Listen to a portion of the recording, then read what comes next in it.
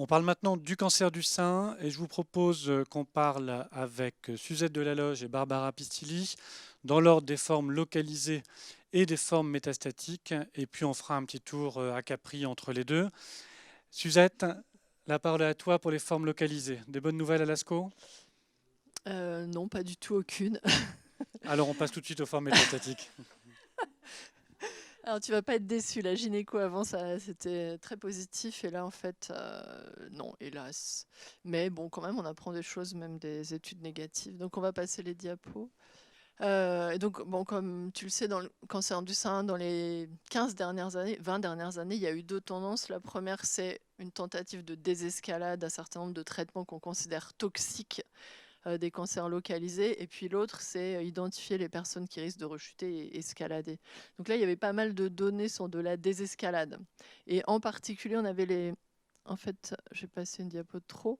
Voilà, on avait les résultats à 8 ans de l'étude MindAct à laquelle la France avait très très largement contribué.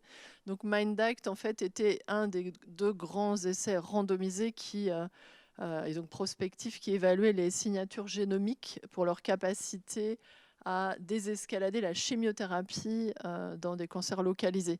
La différence entre MindAct et Telorix, c'est que dans MindAct, il n'y avait pas que des femmes qui avaient des cancers récepteurs hormonopositifs, HR2 négatifs, mais c'était quand même le gros des troupes.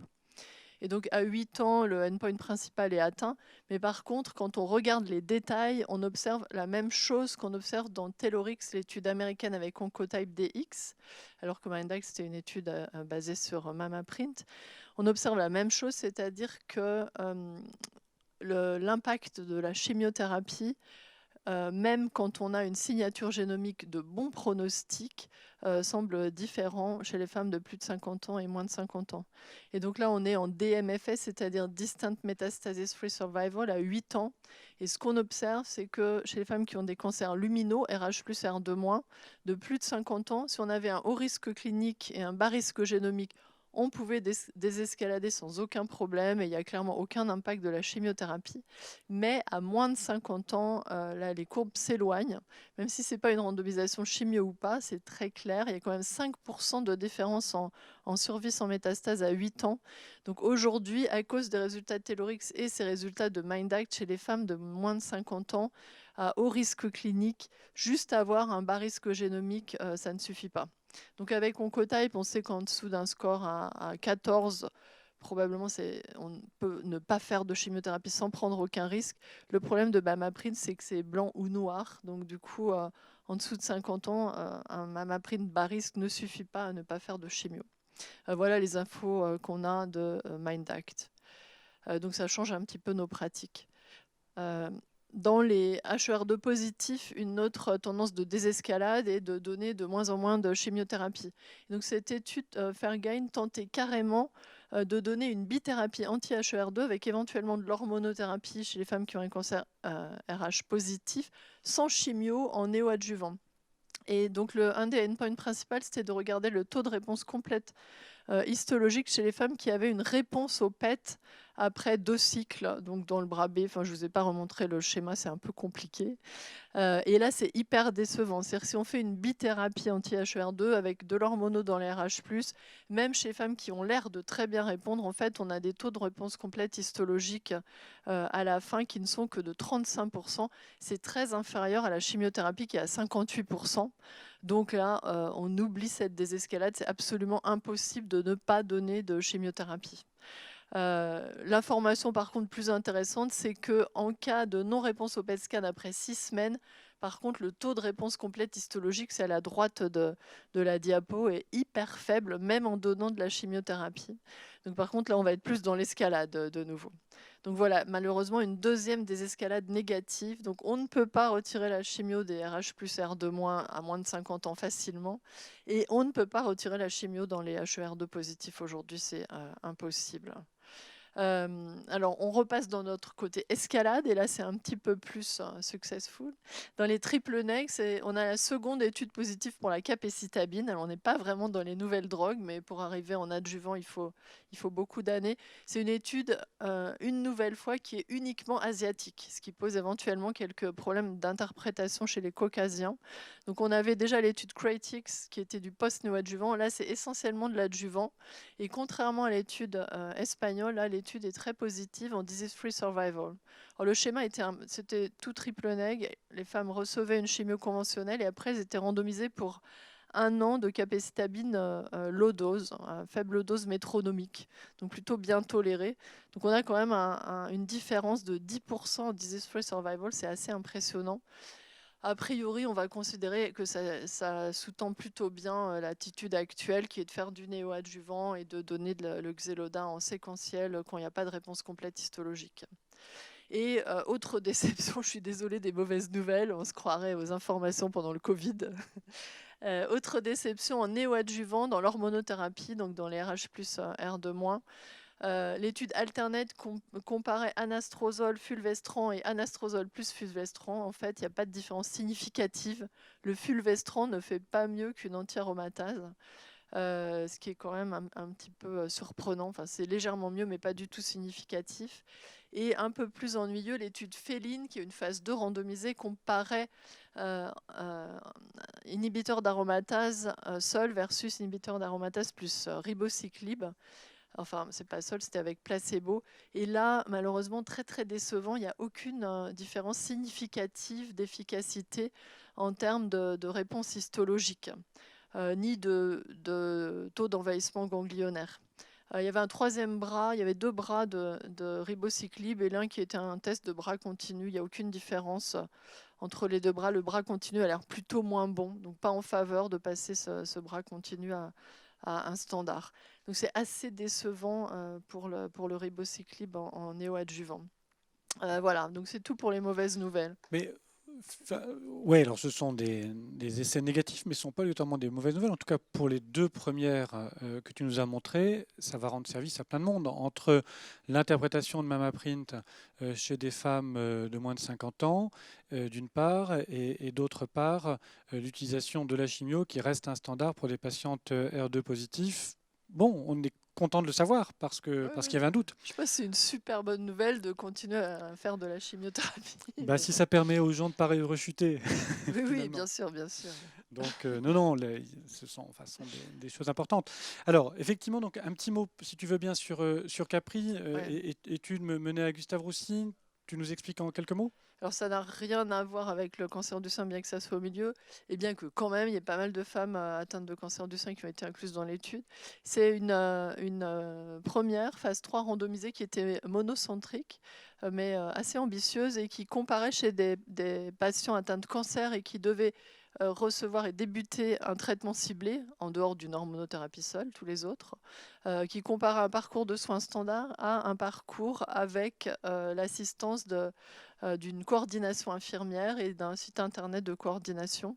Et l'étude est très positive, c'est assez remarquable sur le endpoint principal, mais aussi plein de endpoints secondaires.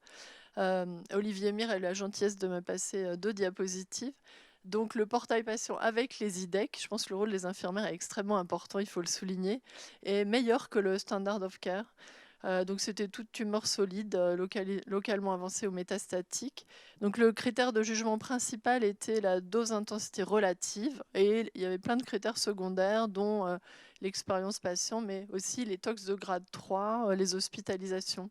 Et là, on a sur cette diapo le critère principal en haut. Donc c'est très significatif en faveur du bras Capri pour la dose-intensité relative. On a quand même un pourcentage de tox de grade supérieur à 3 qui passe de 36 à 27%. C'est assez impressionnant. On perd 10 points de pourcentage de patients hospitalisés. Les jours d'hospitalisation diminuent, etc. C'est assez remarquable. Alors évidemment, c'est une étude en ouvert. On peut dire un certain nombre de choses, mais globalement, l'étude a été extrêmement bien conduite. Je pense que les résultats sont fiables et ça donne vraiment envie d'implémenter ça dans la routine. Et ça rejoint les données qui avaient été présentées il y a 3 ans à l'ASCO également, concernant l'évaluation par l'équipe du Mémorial, de manière randomisée également, des symptômes des patients via un système de tablettes et de rappel des patients très précoces par les infirmières, permettant d'éviter aussi le recours aux urgences et du coup des complications sévères, tout simplement parce qu'elles étaient prises en charge plus précocement. Donc ça va poser la question de l'implémentation de ce type de technique, de leur prise en charge financière. Question qui n'est évidemment pas simple, mais là, on a 2 essais randomisés qui nous indiquent qu'on a intérêt, en tant que société, on a intérêt à le faire. Absolument, absolument. Les suites, les outils sont pas si compliqués. Ce qui est peut-être plus compliqué, c'est effectivement financer les infirmières, etc. Mais la valeur ajoutée est vraiment claire. Et en fait, si on regarde ce qu'on épargne en termes de coûts d'hospitalisation, je pense que les choses sont claires. En fait, ça paye le salaire des 2 infirmières, probablement. Bon, belle étude à suivre. On reste sur le cancer du sein avec les formes métastatiques. Je m'en vais désinfecter cette petite télécommande. Merci. Et te la passer. Hop. Merci. Barbara, en quelques minutes, si tu veux bien, le cancer du sein métastatique. Alors, cette fois-ci, des bonnes nouvelles ou des mauvaises nouvelles? Moitié-moitié, on peut dire. Allez, Ok. Alors, j'ai sélectionné certaines études qui, à mon avis, étaient des études plus intéressantes à discuter. Donc, cette étude, je l'ai sélectionnée bien sûr parce que c'est une étude qui était présentée à la plein air. Et c'est une étude qui vise à répondre à une question qu'on a depuis toujours. Et donc, si on doit faire un traitement local pour les patients qui ont un cancer du sein métastatique d'emblée, c'est une étude qui a eu pas mal de problèmes d'inclusion. Et donc, au final, ils ont inclus 250 patients, tous les sous-types confondus. Donc, RH positif, triple négatif et HER2 positif. Et les patients étaient randomisés à continuer les traitements systémiques après un certain nombre de cycles, de 4 à 8 mois de traitement, ou à recevoir ou pas un traitement local. Et en fait, l'étude confirme encore une fois qu'il n'y a pas de différence entre les 2 modalités. Donc, l'effet de garder seulement une thérapie systémique par rapport à rajouter un traitement local. Les études précédentes avaient montré des résultats plutôt contradictoires, on peut dire, et encore une fois, on n'a pas une réponse à cette question. Donc, pour ce qui concerne la suite, j'ai sélectionné un... Juste peut-être, pendant qu'on reste sur cette thématique, est-ce qu'en termes de contrôle local, au moins, on s'y retrouve? Parce que la limite, même si on vit la même durée, oui, si on a un l'étude meilleur a confort démontré local... en fait un risque augmenté de progression locale pour les patients qui n'avaient pas de traitement local. Mais c'est vrai aussi que, par exemple, pour les patients avec un cancer du sein triple négatif, a montré plutôt une plus mauvaise pronostic pour ceux-là qui avaient un traitement local. Parce qu'on perd du temps pour le traitement systémique. Oui, tout à fait, parce qu'en fait, on perd du temps sur le traitement systémique. C'est vrai que c'est un sous-groupe très limité, mais donc ça nous interroge encore une fois sur les valeurs. Et du coup, quel est votre standard actuel? On va dire pour des tumeurs les plus fréquentes, les tumeurs RH+, est-ce que vous avez tendance à continuer d'utiliser un traitement local pour assurer ce... Radiothérapie ou chirurgie, bien sûr, surtout sur la patiente qui a une réponse dans ces localisations à distance. En fait. Et pour les triples négatifs, plutôt pas? Un petit peu moins. Bien sûr, encore une fois, ça dépend de la réponse et de la durée de la réponse. Ok. Vas-y, continue, je t'en prie. Merci. Et pour ce qui concerne les autres sous-types, donc j'ai sélectionné en fait une étude ou 2 pour chaque sous-type de cancer du sein métastatique. Pour les HER2 positifs, je vous présente les données de l'étude HER2 Climb. Donc, c'est une étude dont les résultats étaient déjà connus. En fait, c'est une étude qui randomise tucatinib, trastuzumab et capecitabine à placebo, trastuzumab et capecitabine. Et c'est une étude très positive. Dans cette analyse qui était présentée à l'ASCO cette année, ils ont focalisé l'attention sur les patients avec un cancer du sein métastatique au niveau cérébral, qui représente toujours une question qu'on a pour les patients HER2 positifs. Pour rappel, les 50% des patients HER2 positifs développent des métastases cérébrales pendant leur histoire naturelle et on se pose toujours la question de quels sont les traitements qu'on peut mettre en place une fois que la patiente progresse après un traitement local sur les localisations cérébrales. Cette étude, qui était bien positive sur la progression-free survival globale, montre encore une fois un excellent contrôle sur les métastases cérébrales. Et je vous rappelle que les 60% des patients avaient des métastases cérébrales actives. Désolée, ce n'est pas un coronavirus. J'ai parlé toute la journée. Et ça démontre donc encore une fois que les patients traités avec tucatinib ont eu un traitement un contrôle des métastases cérébrales qui était assez meilleur que par rapport aux patients qui étaient sous placebo. Il y a aussi un bénéfice en termes de survie globale, encore une fois, pour des patients qui ont des métastases cérébrales qui étaient stables ou même actifs au moment de l'inclusion. Pour les RH positifs, j'ai sélectionné 2 études. La première, c'est l'étude BY-Liev, qui est une étude très intéressante, à mon avis, parce qu'elle cherche quand même de répondre à la question si un traitement par alpelisib, ça peut donner une efficacité chez des patients avec un précédent traitement par CDK4/6 inhibiteur. Quel est l'objectif de cette étude? En fait, c'est de compléter les données qu'on avait déjà dans l'étude Solaran. Dans l'étude Solaran, on avait inclus des patients qui étaient hormonorésistantes, mais qui avaient reçu des CDK4/6 inhibiteurs seulement dans les 6% des cas. Et donc, cette étude permet un petit peu de confirmer les données qu'on avait déjà dans l'étude Solaran, mais sous une cohorte de patients, une cohorte de 120 patients qui avaient reçu un précédent traitement par CDK4/6 inhibiteur.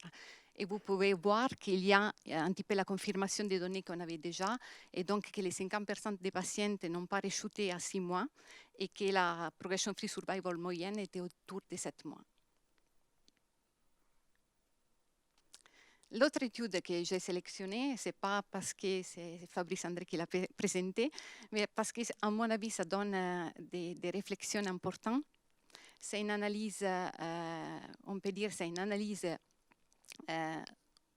complémentaire de toutes les études de Mona Lisa 2, 3 et 7. Et c'est une étude qui cherche d'évaluer en fait les altérations moléculaires dans tous les patients qui étaient inclus dans les 3 études. Et c'est des altérations moléculaires qui étaient évaluées dans l'ADN tumoral circulant. Quelle est l'importance de cette étude, comme de la plupart des études qu'on va voir dans le futur sur les analyses, sur les sous-analyses qu'on peut faire dans les grosses études avec les CDK4/6 inhibiteurs. Comprendre un petit peu mieux quels sont les patients qui ont moins de bénéfices des traitements avec CDK4/6 inhibiteurs, parce qu'il y a certaines altérations moléculaires qui semblent être liées à une majeure sensibilité au traitement par ribociclib dans ces cas-là, et certaines altérations moléculaires, par contre, qui sont associées à une résistance au traitement par CDK4/6 inhibiteur. Donc, je pense que c'est important de dire que les développements des CDK4/6 inhibiteurs et les grandes études qui étaient réalisées jusqu'à ce moment n'ont pas arrêté de donner des résultats très intéressants, parce qu'on a encore des analyses qui sont en train de nous donner des informations sur la pronostic de ces patients, et probablement dans le futur sur la meilleure sélection des patients inclus dans les études. Et la dernière, c'est l'étude de Keynote 355 qui concerne les patients triple négatifs. Et encore une fois, c'est une étude d'immunothérapie, mais ce n'est pas la tesolizumab qui est déjà enregistrée dans les cancers du sang triple négatif. C'est une étude avec pembrolizumab en combinaison avec la chimiothérapie. Et les patients qui étaient inclus étaient des patients qui avaient reçu un traitement de chimiothérapie adjuvante ou néoadjuvante et qui ont rechuté après 6 mois au moins de la fin de la chimiothérapie, et ont été randomisés à du pembrolizumab en combinaison avec la chimiothérapie ou placebo plus chimiothérapie. La chimiothérapie était à choix de l'investigateur, donc paclitaxel, nab-paclitaxel ou carboplatine et Gemzar.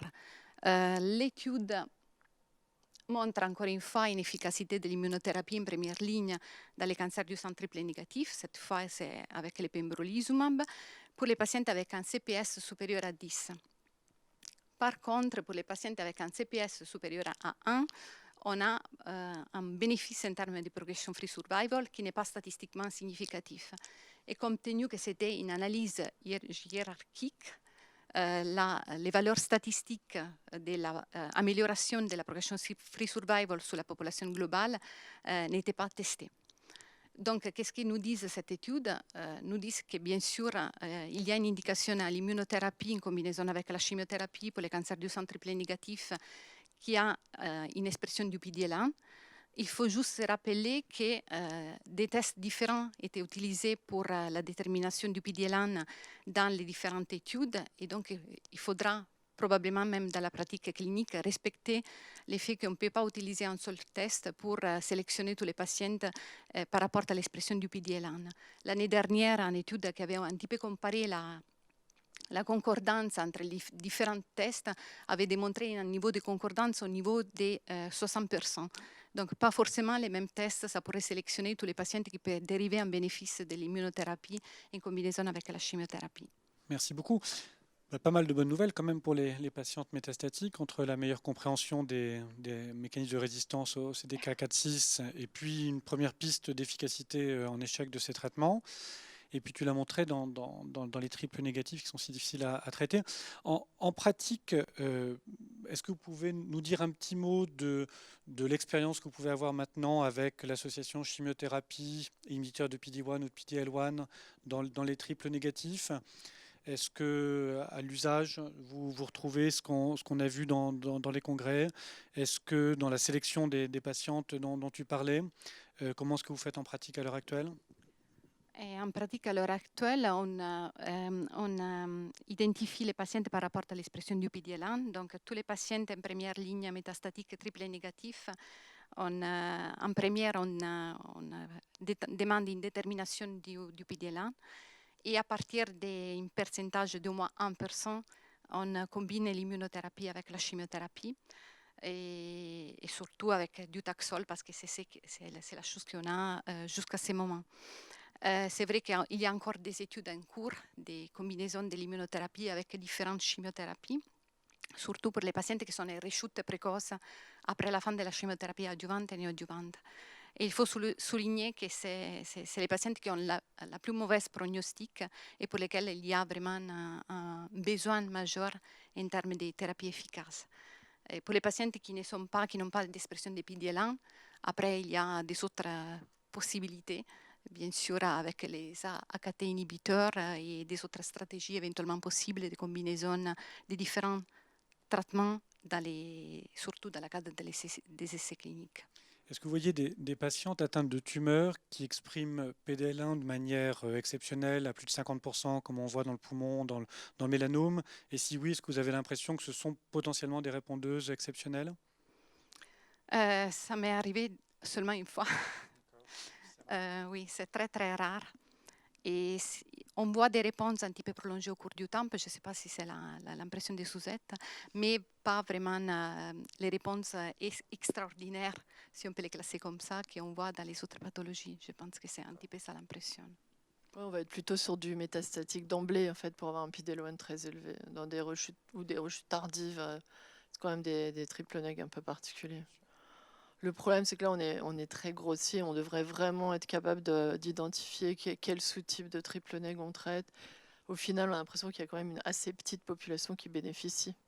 Et là, je vois, moi, j'ai pas fait ou pas beaucoup, mais il y a beaucoup de gens qui traitent avec Atezo plus un taxane des femmes qui sont théoriquement pas éligibles, c'est-à-dire qui rechutent avant 1 an de la fin de la chimie antérieure. Et globalement, les PFS sont pas bonnes, quoi. Et même avec un PD-L1 positif. Donc je crois qu'il faut vraiment qu'on raffine les indications. Les bénéfices existent, mais ils ne sont pas énormissimes. Là, cette étude, elle est intéressante, mais il n'y a que de la PFS pour l'instant quand même. Hein, donc, bon, c'est un peu décevant dans le sein par rapport à d'autres tumeurs. Hein, clairement. Bon, mille merci à toutes les deux. Restez avec nous, on continue dans une minute.